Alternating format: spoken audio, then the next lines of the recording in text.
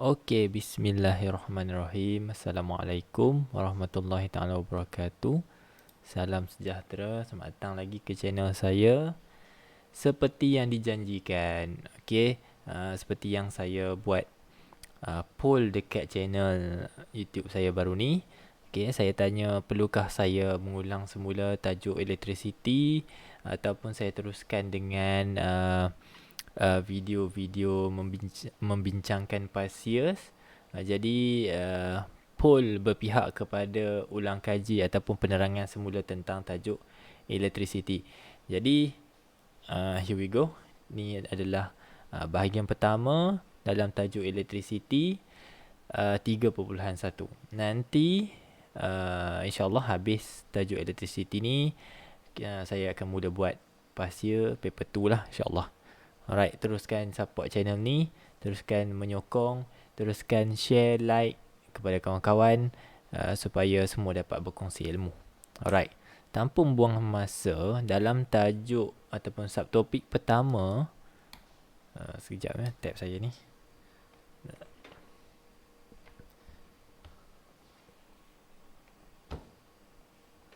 Alright, let me check dulu. Okay, dalam subtopik pertama, tajuk electricity. Sebab hari tu kenapa video ni keluar lambat saya cerita sikit lah. Kerana sebelum PKP sekolah saya atau maktab saya dah pun melalui topik ni lah. Saya dah ajar dah dulu masa kelas bersemuka. Jadi masa tu belum ada keperluan untuk saya keluarkan video berkaitan dengan electricity lah. Sebab masa kelas bersemuka dan kelas telah pun berlangsung macam biasa. Jadi sebab tu hujung-hujung ni banyak pula request pasal pasal electricity. Jadi ni lah sebab tu kita buat lewat sikit lah.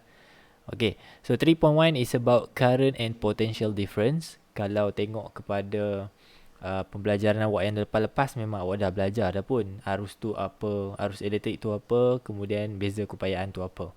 Ataupun dulu awak kenal dia sebagai voltan. Okay, in 3.1 awak akan belajar pertama apakah definisi kepada electric field dan maksud kepada kekuatan electric field. Kemudian kedua awak akan derive the formula of electric field. And then number 3, you investigate what are the factors that affect the electric field.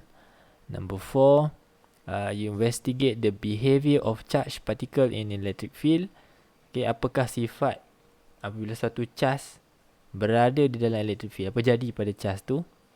Nombor 5, define electric current and potential difference. Untuk kita definisikan apa itu arus elektrik dan juga beza keupayaan, dan beberapa soalan di hujungnya berkaitan dengan current and potential difference. Right, tanpa buang masa, sedikit ulangan daripada lower form. Saya rasa dalam form 2 kalau tak silap saya is the lightning phenomenon. Okay, lightning phenomenon dalam form 2 awak belajar berkaitan dengan bagaimana kilat boleh terhasil dan ia dikaitkan dengan suatu alat di dalam amal yang dipanggil sebagai Van de Graaff generator. Okay, dalam Van de Graaff generator tu awak belajar bahawa electric charge ataupun elektrostatik terhasil apabila berlakunya geseran. So dalam pergeseran berlakunya penghasilan elektrostatik charge. So dalam erti kata lain, kilat ni sebenarnya berasal daripada awan-awan yang bergeser antara satu sama lain. Ini saya pendekkan cerita awan-awan yang bergeser antara satu sama lain menghasilkan elektrostatik charge.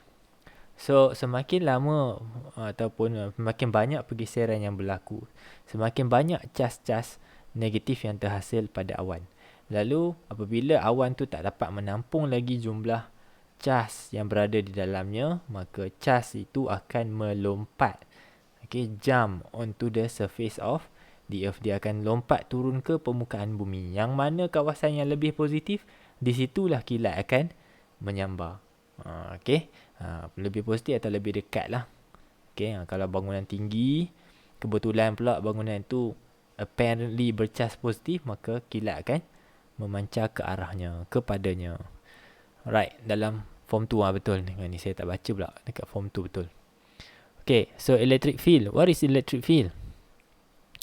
When a charged comb is brought near to the fine stream of tap water, the stream of water bends toward the comb. This phenomenon indicates the existence of the electric field in our daily life. Okay, ni situasi ni nampak tak?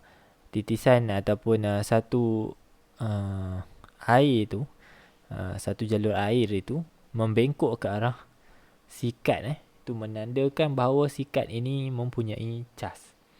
Okay, dan kelihatan air tersebut seolah-olah tertarik ke arah comb.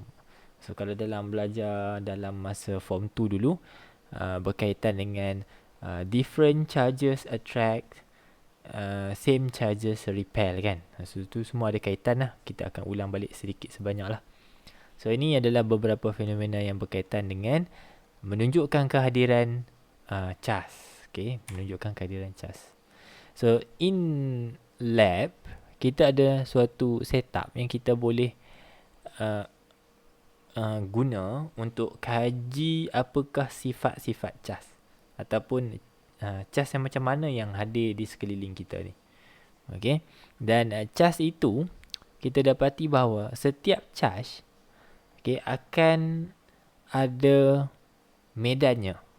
Okay, medannya seperti mana yang tertulis dalam gambar rajah ni. Cas positif, cas positif mempunyai medan elektrik yang dilukis out from. Dilukis garisannya dengan anak panah keluar daripada cas. Out from. Positive charge, electric fieldnya dilukis keluar. Beza dengan negative charge. Negative charge, electric fieldnya dilukis dengan anak panah menunjukkan ke arah ataupun ke dalam negative charge. So apa maksud garisan-garisan biru ni? Garisan biru ni dipanggil sebagai electric field, medan elektrik. Apa itu medan elektrik? Medan elektrik adalah kawasan. Ini penting Kawasannya adalah satu kawasan around a charged particle, di sekeliling suatu charge. Tak kira lah charge tu positif ke, charge negatif ke, ataupun gabungan kedua-duanya ke, ia adalah suatu kawasan berdekatan dengan charge tu. Where any electric charge in the region will experience an electric force. Yang mana charge yang berada di kawasan itu akan mengalami daya elektrik, electric force. Maksudnya ada daya yang akan menolak charge tu. Ada daya yang akan menolak charge tu. So electric force. So bila kita tabur, kita buat setup macam ni, kita taburkan semolina powder ke atas electric field itu, kita dapati bahawa the semolina powder akan menunjukkan pattern. Dia membuat pattern-pattern seperti mana garisan biru yang awak nampak di bawah ni. So yang ni saya tak perlu ulang lah. Charge positif dilukis keluar, charge negatif dilukis masuk. Kalau ada gabungan, maka awak akan menggabungkan pattern-pattern tersebut lah. Bukan takat charge sahaja. Mungkin kalau kita guna plate dan kita chargekan plate tersebut, sama juga ya. Sama juga, kalau plate tu plate negatif, maka electric field dilukis masuk ke dalam plate. The same goes for this one. Kalau ada satu plate positif, plate negatif, so kita akan lukis field tu from positive to negative. Analogi dia begini. Positive charge kita anggapkan sebagai satu benda yang positif, khabar yang baik, berita yang cantik, berita yang bagus. Berita yang baik, semua kita kena sebar-sebarkan. Kita keluarkan positivity daripada badan kita kepada kawan-kawan sekeliling kita. Benda yang baik kita sebar-sebarkan. Negative charge, benda yang buruk, kisah cerita lampau ataupun aib orang, kita semua jangan sebar-sebarkan. Kita simpan untuk diri kita sendiri. Aib kita ke, aib orang ke, aib family ke, kita simpan sendiri. So kita lukis negative charge punya electric field, kita lukis anak panah ke dalam. Analogi dia begitu. Okay, analoginya begitu. Dan bila awak melukis electric field, hati-hati, semua garisan-garisan itu tidak boleh bersentuhan antara satu sama lain. Electric field also do not cross each other. Jangan sampai tercross antara satu sama lain. Itu awak kena hati-hati. Saya tunjukkan satu. Sekejap. Okay, sebelum kita masuk electric field strength ni, saya tunjukkan satu simulator daripada pad juga, macam biasalah. Okay, saya harap awak boleh nampak. Right. So let's say I have a space here and I put a positive charge onto this space. Okay, hopefully boleh nampak. Right. So what does it shows here? When I have a positive charge, there will be an electric field around it. Akan ada di sekeliling positive charge, iaitu satu kawasan dipanggil sebagai electric field. Yang mana lukisan electric field tu, okay, dilukis dengan arah keluar daripada positive charge. Ingat ya, benda yang positif, the positive vibe, kita akan sebarkan kepada kawan-kawan supaya semua orang jadi positif. Okay, tak kisahlah ada banyak charge positif pun, every and each and every charges will have an electric field that is pointing out from the positive charge, macam tu. Okay, vice versa, if I have negative charge, benda yang tak baik, benda yang aib, okay, tentang kita ke, tentang kawan kita ke, tentang tempat kerja kita ke, kita simpan. Okay, aib itu kita simpan di dalam diri kita. Jangan cerita ke orang pula. Analoginya begitulah. So, bila saya letak combination, we will be drawing the electric field like so. Okay, positif keluar daripada charge, negatif masuk ke dalam charge. Okay, lebih kurang macam tu ya. Saya harap benda ni dapat membantu lah. Okay, let's move on.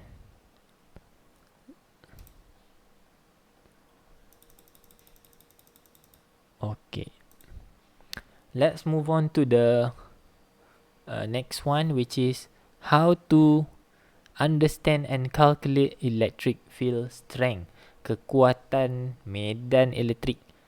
Okay, so the strength of electric field, okay, strength of electric field will be calculated by using the formula E equals to F divided by Q. Ini secara ringkas. So, what is electric field strength? It is the electric force acting on a unit positive charge placed at one point. Berapa besar daya yang bertindak ke atas satu charge pada satu tempat, pada satu keadaan. Itu definition dia lah. So, E sama dengan F bahagi Q, yang mana F adalah electric force dan Q adalah the quantity of charge. Ya, unitnya berada dalam unit Newton per Coulomb. Macam mana dapat Newton per Coulomb? Sebab E sama dengan F bahagi Q. Force berada dalam unit Newton. Ni kan operasi bahagi, so kita bahagi. Okay, quantity of electric charge berada dalam unit Coulomb. So, Coulomb ni kuasa 1 bawa naik atas, jadi Newton Coulomb negatif 1. Okay, that is how kita dapat Newton Coulomb negatif 1. Kemudian ada diberitahu juga kat sini, the electric field strength produced by two parallel charge plates is E equals to V over D. Depending kepada soalan. Kalau soalan bagi awak maklumat F dengan Q awak akan pakai yang ini. Kalau tak ada, mungkin soalan adalah menjurus kepada maklumat V bahagi D. Okay, E sama dengan V bahagi dengan D. V tu apa? V adalah potential difference. Potential difference ni adalah berada dalam unit volt.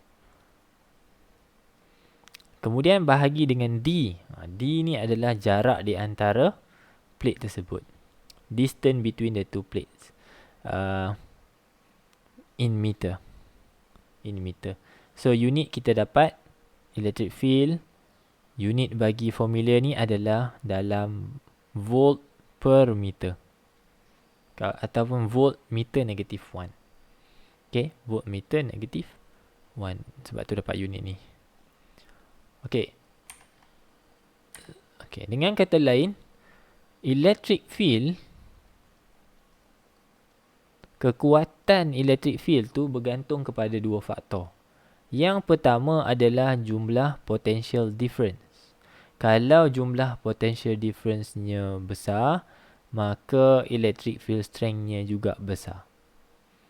Faktor kedua adalah jarak di antara dua plate. Kalau jarak di antara dua plate tu jauh, maka electric field strength-nya menjadi kecil atau lemah. Okey, ni dua hubungan, dua faktor yang mempengaruhi electric field. Dua faktor mempengaruhi electric field. So makin jauh makin lemah dia lah. Okey, makin dekat makin kuat. Okey, kemudian kita teruskan kepada apakah sifat-sifat charge particle dalam electric field. Ada dua mini eksperimen atau demo dekat sini. Okey. So electric field ni dalam awak mempelajari dua fenomena ni, dua eksperimen mudah ni. Okey, ni nombor 2. Yang ni nombor 1. Saya yakin awak dah tahu bahawa like charges repel each other while unlike charges attract each other. Okay, saya harap yang ni awak dah tahu, iaitu saya tunjuk jugalah kan. Tunjuk juga sikit kaitan dengan apa yang saya sebutkan tadi. Okay. So kalau awak tengok balloon ni dan juga all the charges yang dilukis kat sini, okay, nothing was attracted to nothing. Okay, tak ada balon ni tak ada tertarik dekat mana-mana, atau baju tertarik kat mana-mana, atau balon tertarik kepada dinding, tak ada. Because all of them are in neutral. Okay, jumlah charge positif dengan jumlah charge negatif adalah sama. Tapi kalau saya buat pemindahan charge, okay, dengan cara apa? Friction. Tadi saya beritahu dah, dengan pergeseran. Saya geserkan balon tersebut pada baju. Apa berlaku? Cuba awak tengok. Negative charges are now being transferred to the balloon. Now the balloon is negatively charged. Lebih banyak negative charge daripada positive charge. So dia adalah negatively charged. Bercharge negatif. Apa jadi bila saya lepaskan balon ni? Okay, see? Saya lepaskan balon. Okay, apa jadi? Balon tersebut tertarik kepada baju ini. Ataupun sweatshirt ni. Kerana apa? Because it have different charges. Baju ini bercharge positif. Balon ini bercharge negatif. So, different charges attract each other. Okay. So, kalau saya bawa ke dinding, awak boleh tengok sendiri charge negatif yang pada dinding tersebut. It is repelling. Dia menolak charge negatif tu. Kerana apa?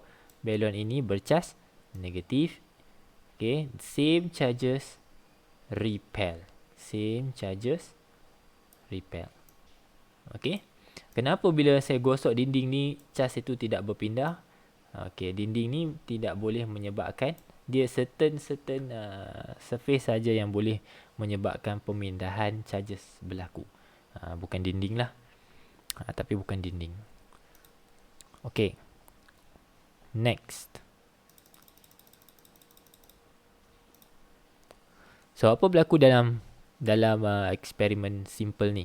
Kita buat satu setup yang mana bola pingpong tu ataupun polystyrene ball tu kita wrap dengan aluminium foil supaya dia mempunyai sifat konduktif. Dia boleh mengalirkan arus ataupun cas boleh melekat padanya. Okey, konduktif. Okey. Sebab bola biasanya kalau bola polystyrene ataupun bola pingpong semuanya bersifat penebat, insulator. Okey. So kita balut dia. Kemudian metal plate sebelah kiri dan kanan ni disambungkan kepada EHT. EHT adalah extra high tension, maksudnya power supply yang boleh supply voltan yang besar, sangat besar. Okey, ribu-ribu. Kalau power supply biru yang biasa dekat makmal tu boleh supply sampai 12, 13 macam tu je volt. Okey, tapi EHT boleh supply sampai 1000 hingga 5000. Okey, sampai 5000. So bila kita sambungkan, bermaksud kita sedang menyebabkan kedua-dua plate itu bercas. So let's say sebelah kiri plate kita caskan negatif, sebelah kanan plate kita caskan positif. Sebab apa? Sini sambung dekat positif terminal, kiri kita sambung dekat negatif terminal. Dapatlah macam ni. So at the very moment awak switch on the power supply and making the plate to be positive and negatively charged, apa berlaku kepada bola pingpong? Kalau awak jawab bola pingpong tertarik ke kiri atau ke kanan, jawapan anda salah. Jawapan anda akan salah. Jawapan awak sepatutnya nothing happen to the pingpong ball. Nothing happen to the ball. It doesn't move or attracted to any plates. Jawapan adalah bola tidak bergerak. Bola tidak bergerak. Kerana apa? Bola berada dalam keadaan neutral. Kalau awak tengok kat sini pun, awak boleh kira jumlah charge yang ada. So, a neutral object doesn't attract to any plates. Doesn't attract and doesn't have any effects on electric field. Neutral. But if you touch, okay, let's say you bring the thread here to the left hand side.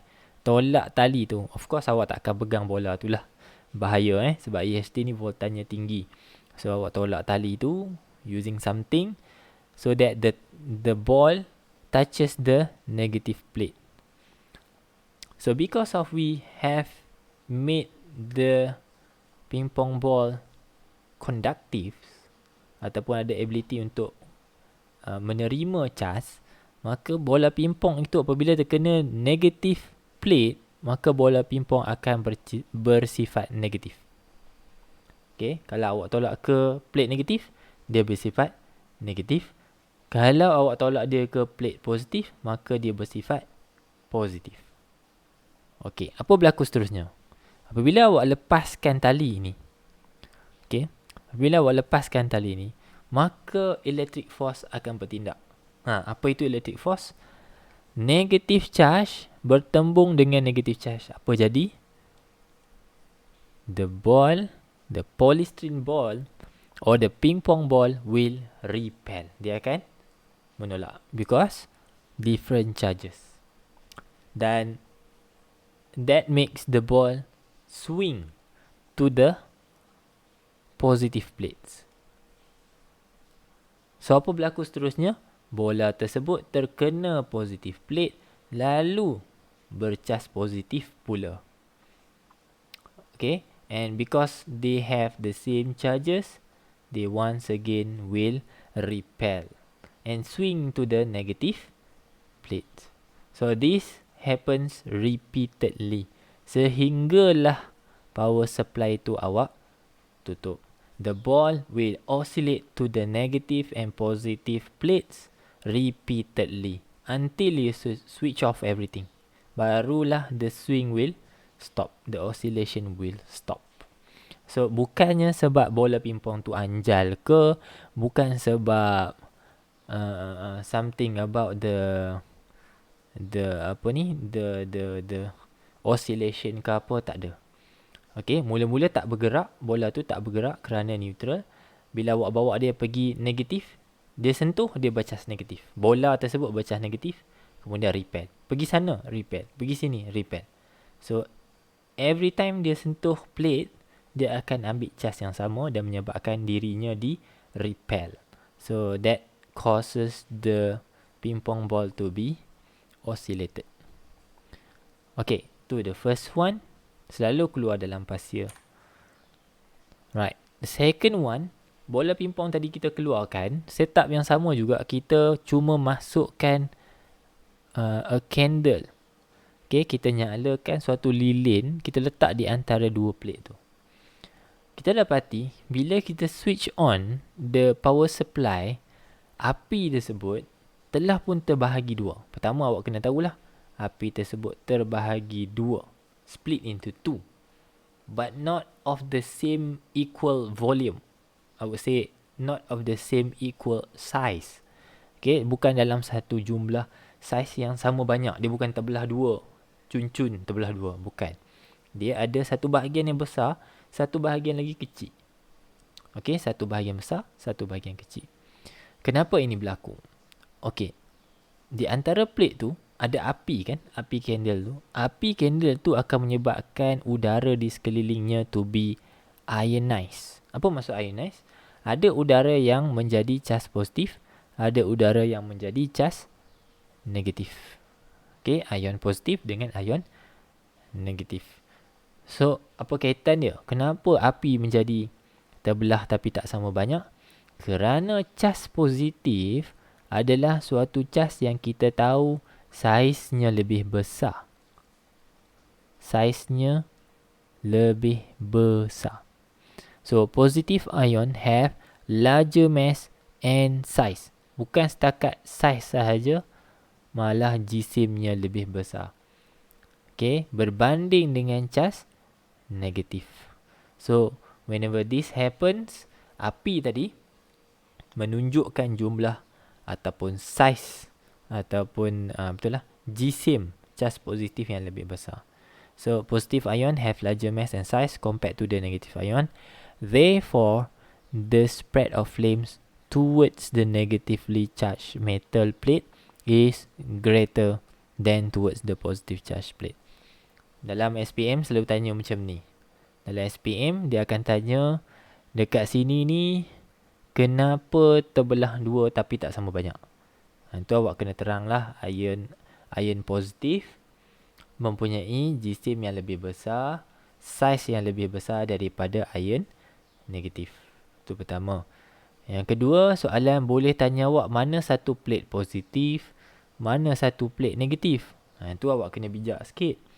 Kalau flame dia besar belah kiri, bermaksud flame yang besar ni, yang awak tahu dia adalah cas positif, okay, tertarik kepada siapa? Mestilah tertarik kepada plate negatif. Itu soalan selalu keluar dalam paper 1. Okay, I would say paper 1 lah. Most of the time, paper 1. Okay, next. Barulah kita belajar tentang formula. Apakah itu arus? Apakah itu arus elektrik? Okay.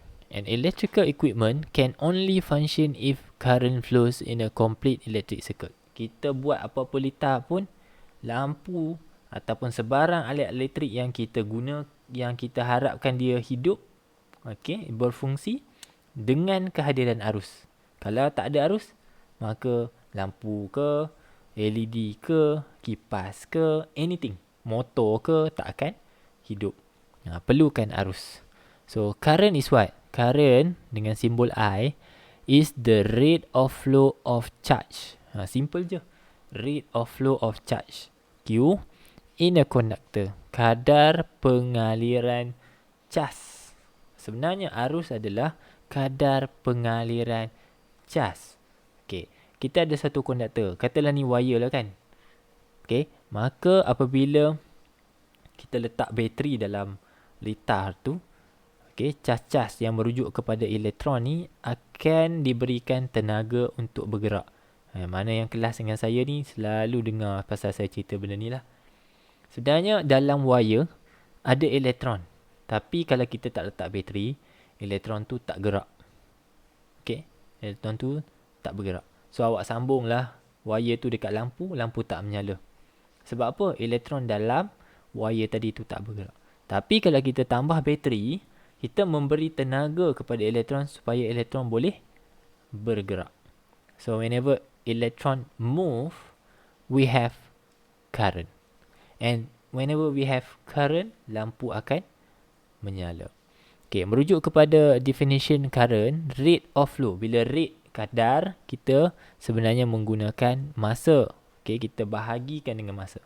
Apa yang kita bahagi dengan masa tu? Cas, jumlah cas. Okay, kadar pengaliran cas dalam satu-satu jangka masa. Q bahagi dengan T. Ataupun simply remembered as Q sama dengan IT. Okay, Q sama dengan IT. Q is the total charge. Ingat, charge kita ukur dalam unit coulomb. Time dalam second. Current dalam ampere. Okay, unit asalnya adalah dalam coulomb per second. Unit SI-nya kita simplify sebagai ampere. Okay, boleh guna mana-mana tapi biasa unit SI kita guna ampere lah, current. Contohnya, current sama dengan 7 ampere. Contoh. Okay, macam tu. 7 ampere. Alright. Habis untuk current. Tapi saya nak tambah satu lagi formula sebab nanti kita akan guna formula ni pada penghujung subtopik ni. Is other than number 1, kita ada Q sama dengan IT. Okay, kita juga akan guna formula ni. Q sama dengan NE. Okay, Q tadi kita dah tahu dah. Charge. Okay, total charge. N is the number of charge. Okay, number of charge. E adalah charge. Apa dia panggil? Number of charge ke apa? Saya tak ingat dah ni.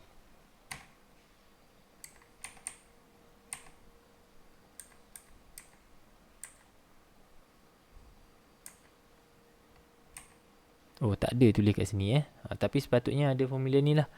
Okay. Balik pada cerita tadi. Q adalah total charge. Okay. N adalah number of charge tadi. E adalah suatu constant charge ataupun nilai charge yang berada dalam kalkulator awak. Awak tekan kalkulator constant 23. Okay, akan keluar simbol E pada kalkulator awak tu. Okay. The value of charge tekan E. Tekan sama dengan 1.6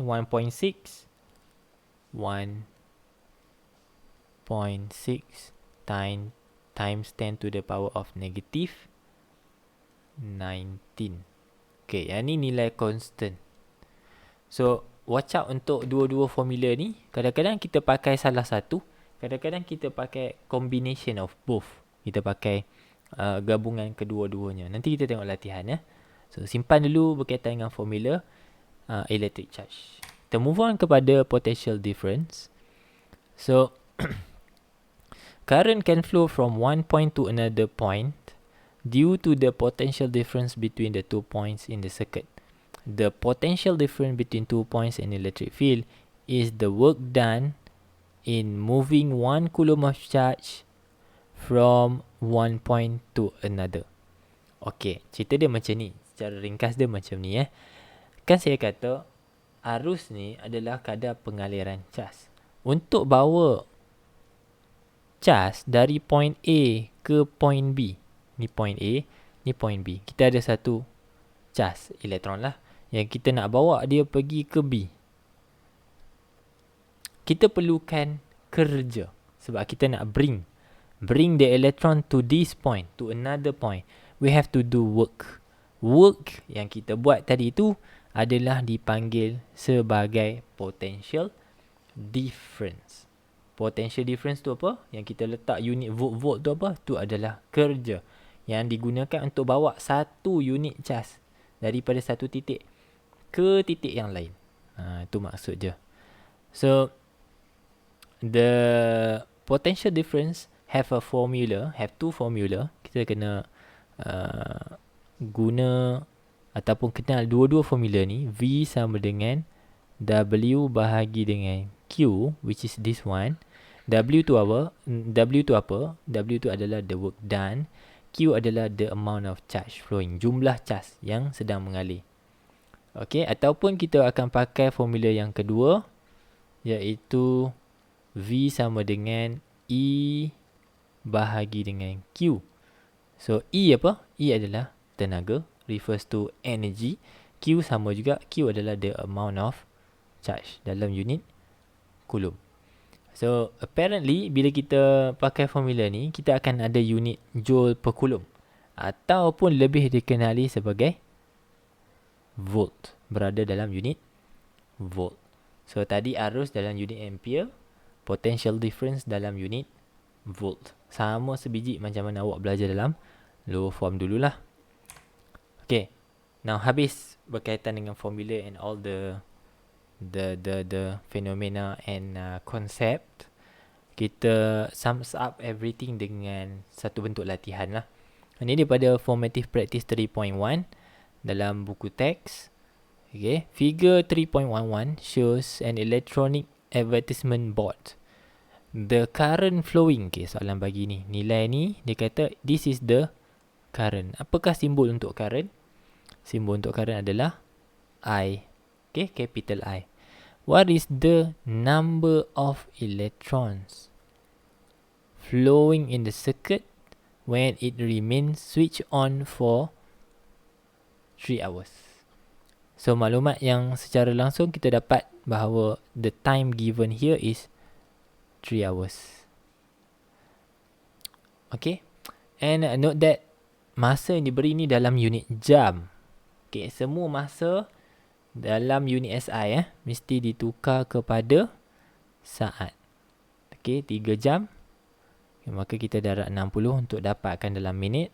Kita darab lagi sekali 60 untuk dapatkan dalam saat. So kita kira jap. 3 darab 60 is 10,800 seconds.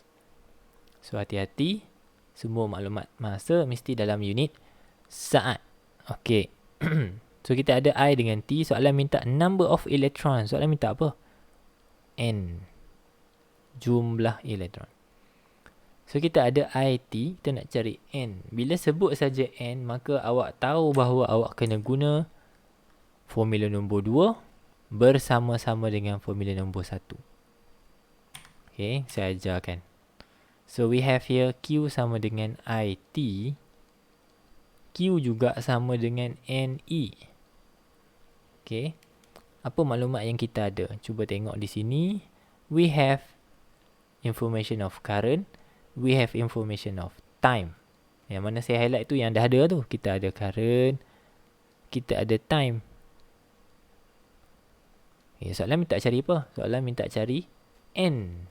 E ada tak? E ada. E kita dah ada. Kerana E adalah nilai constant yang berada dalam calculator. So because we have 2Q here, why not kita combine? So kita dapat IT sama dengan NE. Because this part here Q, this part here also Q. Kita equatekan dia, equalskan dia. So rearrange, maka N adalah I darab dengan T bahagi dengan E. Ganti nilai. Arus tadi 4 darab 10 kuasa negatif 2. Time tadi sudah pun berada dalam unit saat. So kita ganti. Kalau tak nak kira dulu, no problem. Ganti saja yang ini ya. Ganti 3 darab 60 ni ganti kat sini. No problem. Bahagi dengan E 1.6 darab 10 kuasa negatif 19. Okay. Tekan kalkulator cemat-cemat. Okay, insyaAllah awak akan dapat jawapan akhir awak. How much? 2.7 times 10 to the power of 21. And soalan tanya, what is the number of electrons? So, apakah unit untuk N? Unit dia adalah electrons. So, berapa banyak elektron yang mengalir dalam masa 3 jam? Jawapannya this much. 2.7 darab 10 kuasa 21. Banyak. Kuasa 21 means kita undur titik pulahan ni ke kanan sebanyak 21 kali. Yang banyak tu. Itulah dia jumlah elektron yang mengalir dalam masa 3 jam pada board ni, advertisement board ni. Okay, that is the first one. Okay, ingat saya kata kalau arus kita boleh cari. Kalau soalan tu berkait dengan cas, maka ada dua formula. Kadang-kadang guna salah satu, kadang-kadang guna gabungan kedua-duanya. Macam ni gabungan ni. Okay, soalan 4. A bulb is labelled 3 volt 0.2 ampere. Ini bukan sekali dia sebelah-sebelah maklumat lain-lain. 3 volt here refers to the potential difference. Simbolnya V. 0.2 ampere here refers to current. Simbolnya I besar. Macam mana saya tahu? Saya tengok unit je. Okay, kalau kita kenal unit, maka kita tahulah apa maklumat tu. This is the unit for potential difference, V. Ampere is the unit for current. Okay. Was lit, dihidupkan atau dinyalakan dalam masa ataupun in the span of 1 hour. So, trigger setelah awak dekat sini, bila awak tengok 1 hour, awak dah tahu dah something wrong. Something wrong. Apa yang wrong dia di situ? Unitnya dalam 1 jam. Tukar pergi saat. Okay, 1 jam berapa saat? 1 jam berapa saat? 1 jam 1 hour kan? Okay, betul. So, tukarlah dia pergi. Kenapa tukar slide pula 1 jam.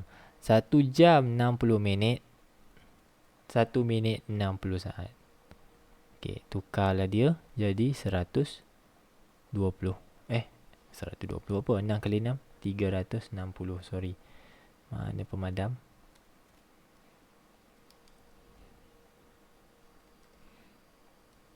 3600 saat. Okay, selesai. Masa kalau awak, saya sarankan bila baca sekali lalu, kemudian baca kali kedua untuk ambil maklumat, terus tukar unit supaya awak tak terlupa. Okay, tukar unit. Selesai dah. Soalan minta apa? A. Calculate the electric charge. Apa simbol untuk electric charge? Jawapannya adalah Q. Okay. So, untuk A, soalan minta cari Q. Kita ada dua formula kan? Q sama dengan IT, Q sama dengan NE. Takkan nak guna yang NE. Kita tak ada N kan?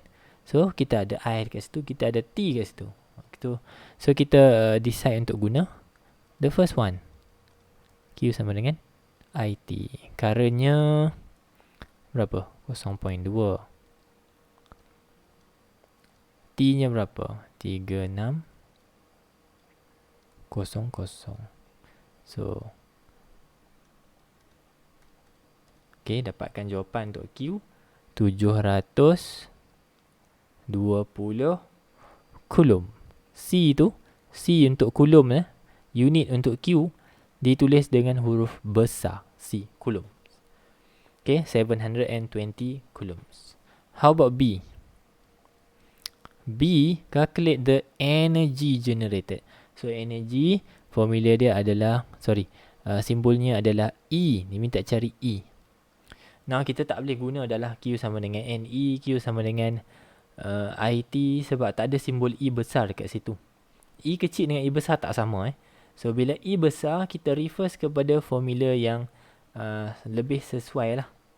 Iaitu, kita backtrack balik. Okay. Sama ada gunakan yang pertama ni ataupun yang kedua. So, obviously kita tak ada maklumat work.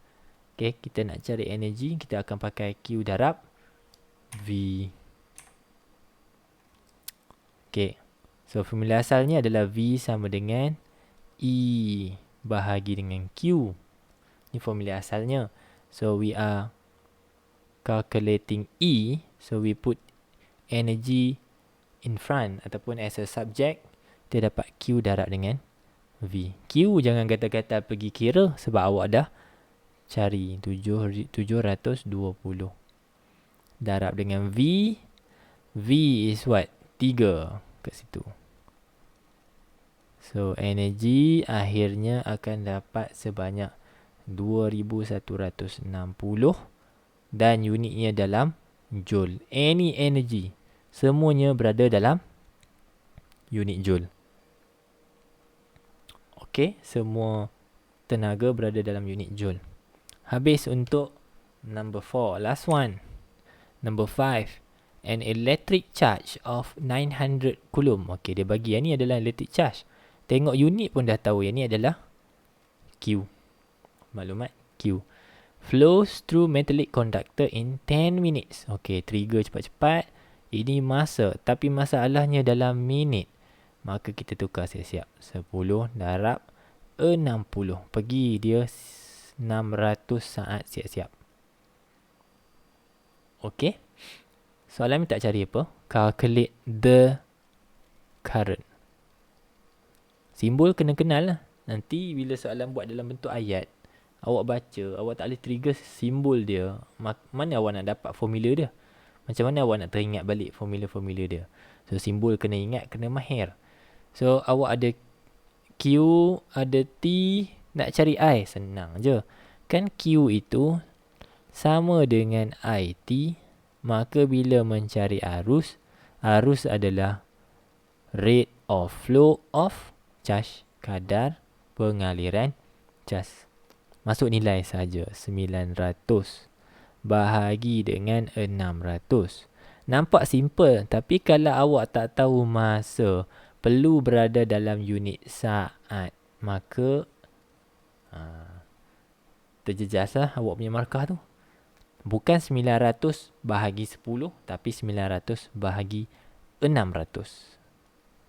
Ini kena hati-hati. Kena hati-hati. So, awak akan dapat 1.5 with a unit of ampere. Semua arus berada dalam unit ampere. Kalau tak tahu sangat, tengoklah coulomb ni, charge ni dia berada dalam unit coulomb. Kan 900 tu coulomb. Bahagi dengan 600 saat. Tulislah juga coulomb per saat pun. Coulomb second negative 1. Kalau tak ingat. Which is quite pelik lah. Kalau awak dah belajar sampai tingkatan 4, tingkatan 5. Tak tahu arus dalam unit ampere. Pelik kan? Pelik. Tapi tidak dinafikan. Kalau terlupa, buatlah cara macam ni. InsyaAllah. Berdoalah pemeriksa boleh terima. Kalau tak terima, okey, kalau tak terima, tak tahulah. Okey, tapi usaha, lepas tu tawakal. InsyaAllah. Okey, boleh. So, that's it. Untuk 3.1, awak belajar tentang beberapa konsep electric field, kemudian berkaitan dengan arus dan juga potential difference. Kemudian ada formula-formula, kita tengok beberapa soalan dan kita dah cuba selesaikan. Okay, so kita akan jumpa dalam 3.2. InsyaAllah saya akan post secepat mungkin. Okay, jumpa lagi. Terima kasih. Assalamualaikum. Bye-bye.